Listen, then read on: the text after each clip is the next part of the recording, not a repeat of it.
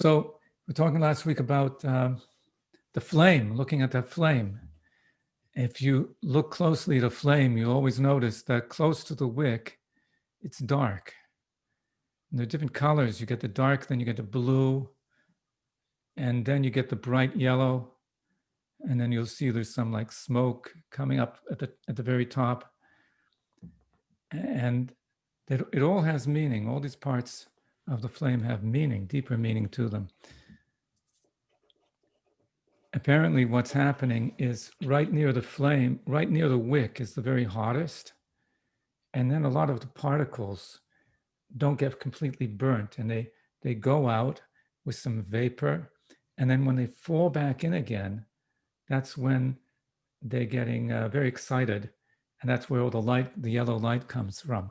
But the deeper meaning is like this. It says in the Zohar, there's a character called the Chanukah. Chanukah was a small child who, when he was very small, he just started walking. He started spewing all this wisdom.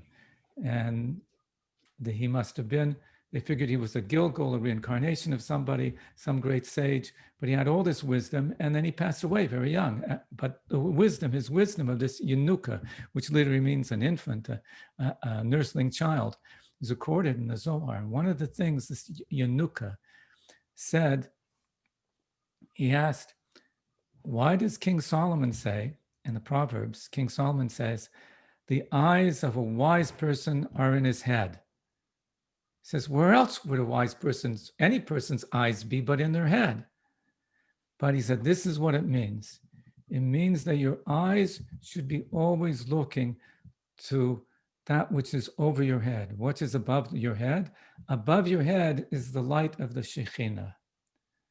Because a person is like a wick, and above his head is the fire of the Shekhinah, the flame of the Shekhinah. And that's why King Solomon also said, never be missing oil for your head. Sheman al reishacha al yechaser. What does that mean? Never be missing oil for your head means never be missing mitzvahs, because the mitzvahs are the oil that you need to keep that flame burning. So that makes you the wick, the mitzvahs are the oil, and the flame that you get from that is the Shekhinah above your head. So then there's a question. Why do I need my mitzvahs for oil? I have a neshama. The neshama should be able to provide light. The neshama is a chelek elokah mimal. It's God's breath here on earth. It should be shining. I should be able to just let my neshama shine, and that'll provide all the light needed. Why do I only have light if there are good deeds? So that's a very important question. Very important question. And there's a long answer to it. I'll give the short answer. The short answer is that your neshama shone wonderfully when it was up there in its real place. It didn't come down here just to shine. That's not what neshama came for. The neshama, the Arizal taught, the neshama itself needs no tikkun. It's perfect before it came into the world. It doesn't need to be fixed or repaired. It doesn't even need to shine. The neshama came here not to make itself shine, but to make you shine. Meaning your body, the animal that's inside you, and all the world around you, to make that shine. And in order to do that, it holds back its light. It holds its light in. It can't let it burst out, because then it won't leave any room for others to shine. So it holds the light in, and it convinces you, most of us, when I say you, we're referring to like the animal inside us. That's most of our personality. The neshama just peeks through once in a while. So it's convincing you and all of your limbs and every part of you and all the world around you that should shine. How does that shine? That's when you do mitzvahs. The The neshama doesn't do mitzvahs. The neshama can't light a candle. A neshama can't eat a matzah. Neshama can't blow a shofar, even hear a shofar. No, but you can only do that when you have a mouth and hands and feet and a stomach. You can do all those things. So the neshama has to convince you and your body to do those things, and then they start to shine. So that's what's happening with that flame. That flame is burning away, consuming the wick, and it's transforming the oil and the wick also into light. So all of us are, if you move from the metaphor of the candle to a metaphor of a carbon, an offering on the mizbeach, on the altar. We take our animals and we shecht it, and we put this animal up on the altar, and it burns. It burns, and it makes a divine fire comes there. Now you could have a fire, flame, like at the very beginning, when Shlomo Melech, King Solomon, first made the temple, and there was a big altar there, and he put the offerings, and a flame came down from heaven in the shape of a lion and consumed all of the offerings. And from that point on, there was always this divine flame in the shape of a lion. But even then, you still had to bring your own fire onto the Mizbeach as well. And now, when we don't have a Beis HaMikdash, it all depends on our fire to do it. So we have to create the fire from the things around us. So that explains even more why we don't light the menorah until the sun is set. Mishetishka chama. So you can light it before the sun is set, but there has to be enough oil there so it'll continue burning for half an hour after it's dark, which is about an hour after the sunset. So, but really the time for lighting the menorah is at nighttime. And the place for lighting the menorah is outdoors, really. Now we light indoors because we're afraid what's going to happen to our menorah if we put it outdoors. But the real place for putting it is outside of your door, in the darkness itself. Yes? I'm so sorry. Can I ask a question? Yeah, please. Somebody's asking a question. It's time to celebrate. Yes. So my husband was raised lighting outside. We mentioned this before. We wanted to start lighting outside, and then some of our children had mentioned that their rebbes had taught them at school that like they shouldn't light outside. And then another friend of mine said that Ramosha Feinstein said, like in the United States, we no longer, like he said, not dafka not to. Is that true? I feel like there's a big machlochet about lighting outside, but yeah, whenever you want to do something new, there's always a big machlochet. Right. So it depends on, I mean, which school do you send your kids to? They go to Hillel. I'm on a Zoom. They go to Hillel, and one of the rabbis had told them that like, if the light should come to blow out, it's such a horrible thing that the wind could possibly blow it. Well, what they make these glass cases for the menorah for putting it outside. So you need to get one of those in order to do it. So and then it depends on you. Yeah. If you're not part of a community that has a particular custom this way or that way, so I'm saying that there's no reason, if you can do it in a safe way, that it will really be outdoors at the street, and you're not worried about somebody coming and smashing the thing open and making a fire. So then you could do it. So I saw that in Thornhill, where it was pretty safe, I suppose. Okay, thank you. I don't know where else. But so the reason it's out there, we're saying, is because the purpose is not just to bring more light from above into the world. Really what we're trying to do is take that darkness and exploit it and make the darkness shine. Right? So people say, well, what light is there in darkness?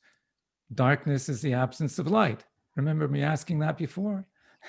So I asked that before, and I said, no, there's really, all there really is light. Because the background is not darkness. We think the background is darkness and there's light on top. No, everything started off with a light. But when light hides, we call that darkness. So all the darkness is really is the light hiding from us. Right. And we're supposed to bring it out of hiding. Have to bring the light out of hiding.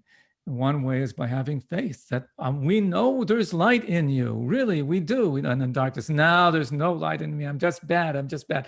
No, you have to provide therapy to the darkness. No, we believe in you. We really believe there's light inside you and we can get it out of you.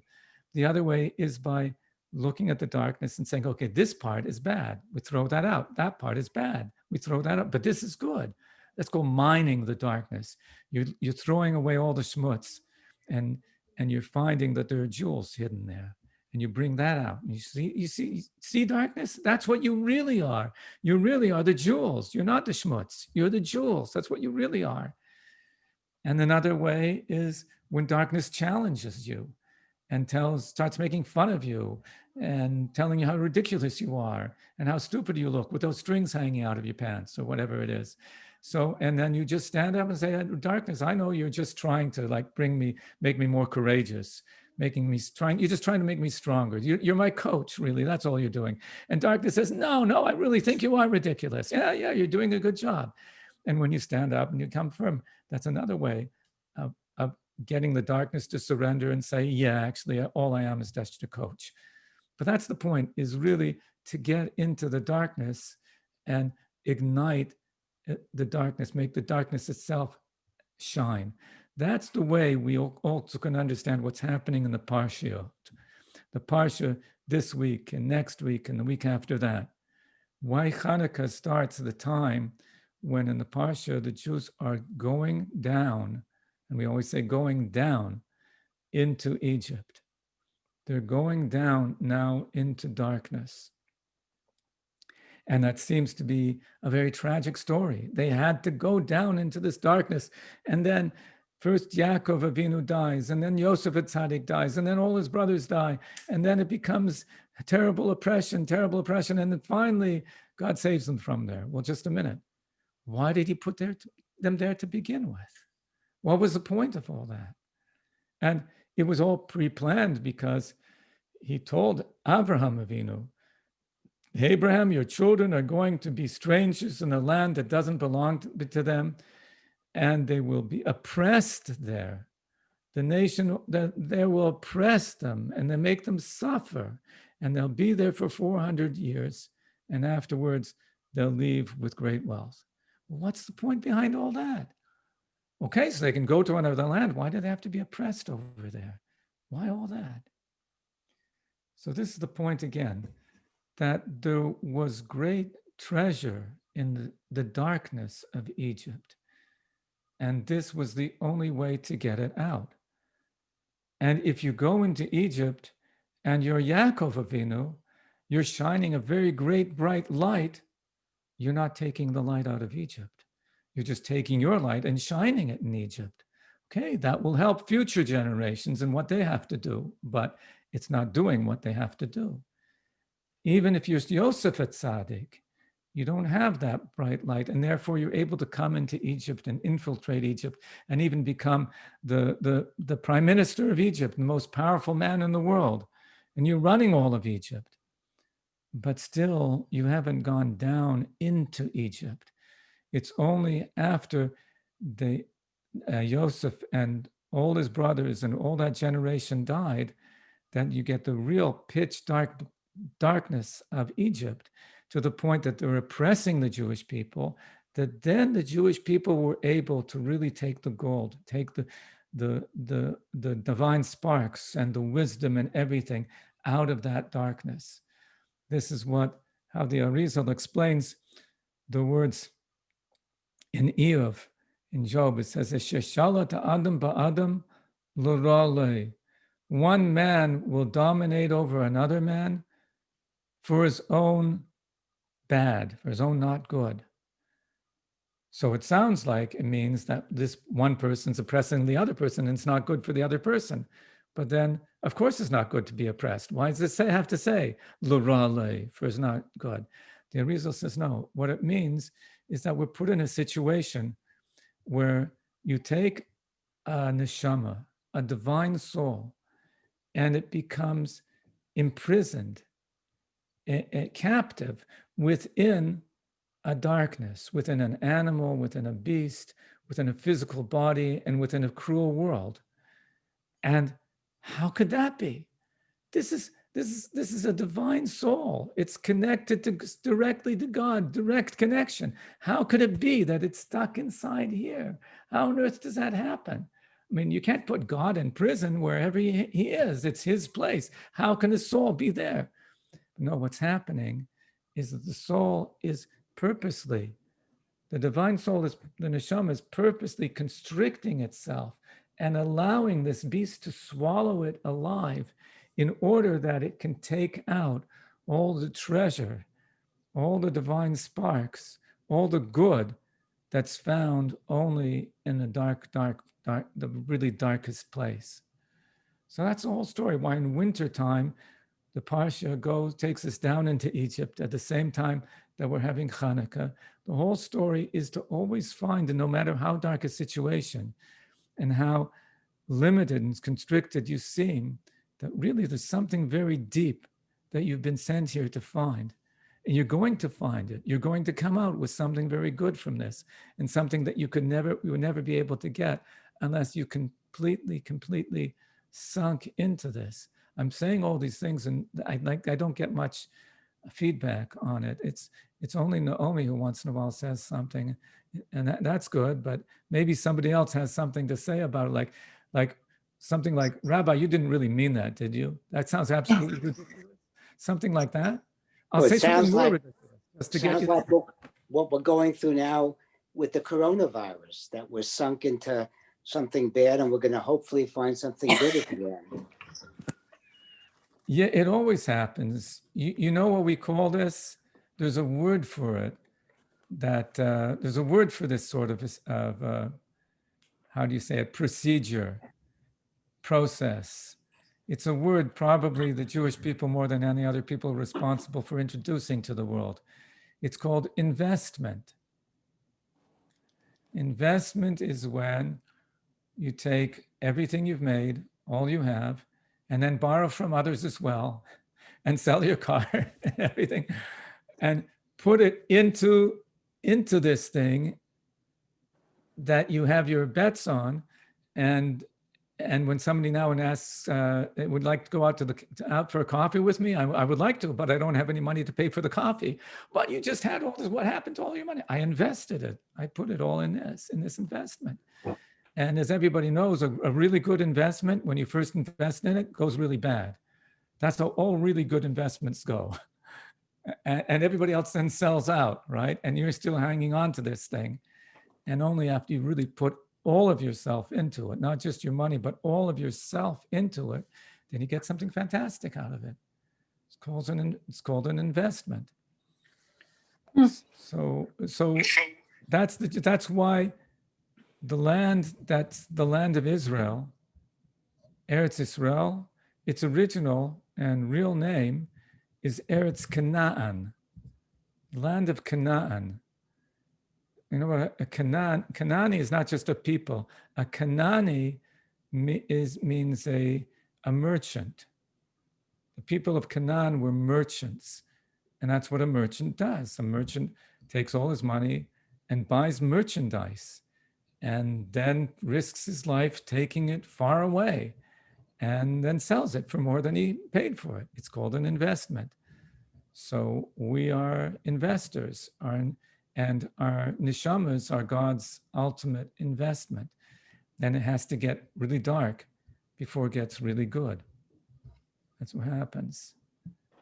I mean, just from this darkness now, what people are talking about, if you look back over the last 9 months, you'll see that there was a tremendous amount of change in the world that never happened before, such rapid change.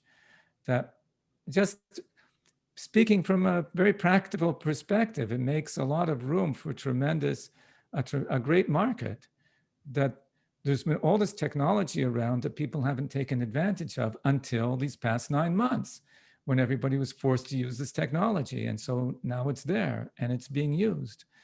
And a whole new markets that have opened up because of this. So you see in a very practical way how a period of constriction can lead to tremendous expansion afterwards, and many other things like that. That's our point. I said with Yaakov, even when he came down into Egypt, he wasn't really there because he's just bright, bright light.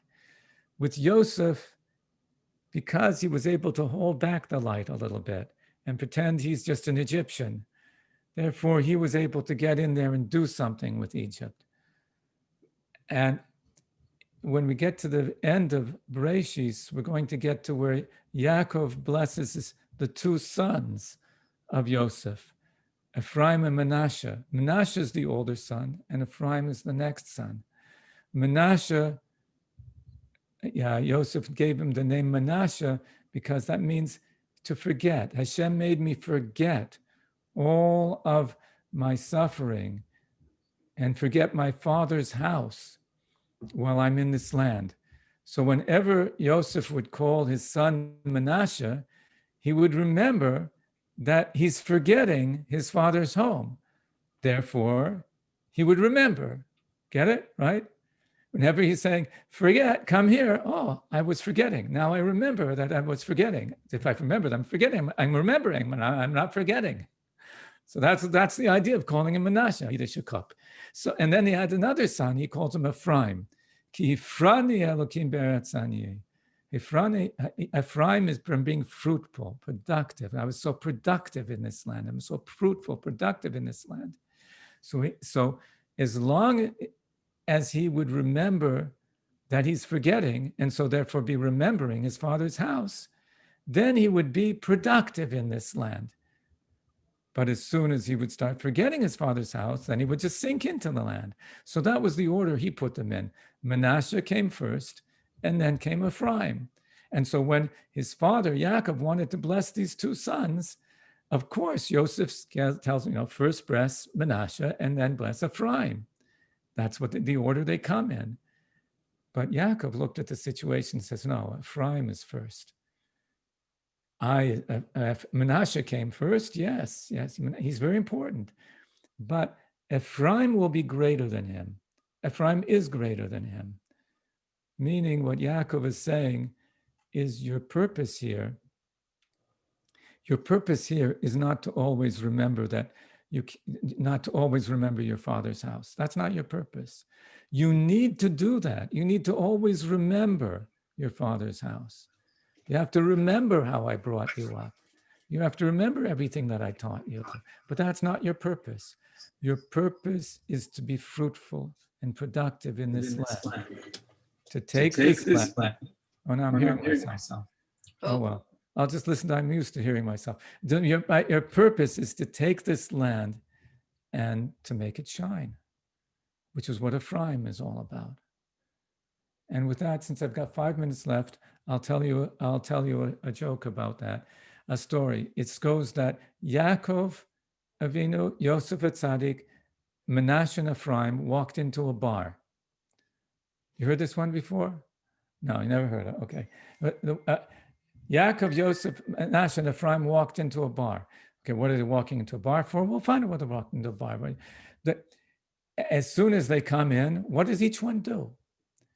Yaakov, as far as he's concerned, there's no bar over here. All there is God. That's it. Everything is light. Everything is divine. There is no bar. Yosef, what does Yosef Atzadik do? Yosef stands up on a chair and starts telling everybody what to do. The bartender what to do, the people what to do, what they should sing, in order taking control of the situation. That's the type of person he is. Manasseh, I told you this last week, didn't I? Not everybody was here. Manasseh takes his little siddur and starts sitting there in a corner saying Tehillim, thinking, what am I doing in a bar? A nice Jewish boy like me shouldn't be in a bar. And Ephraim has got a whole table of everybody sitting around, and they're making lachaim and singing Chassidish Negunim and telling Chassidish Maisalach. So I told you this last week, I remember now. Now you see the meaning behind it. The bar is Egypt and the darkness of Egypt. And these are 4 different approaches to being in a situation like that. One approach is that it doesn't exist because you're above the whole thing. It's very nice to be above the whole thing. We need people who are above the whole thing. They're called tzaddikim, and they empower us to do our job, but they're not doing the job. We have to do it.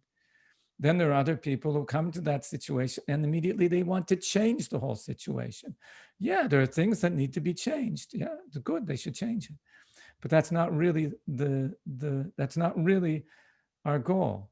Our goal is not to change the situation, but to take the situation and reveal the good that's in it. So the situation itself should be seen as a good one. In order to do that, you have to have a Menashe who says, what am I doing over here? I'll sit and say, tell him, what am I doing here?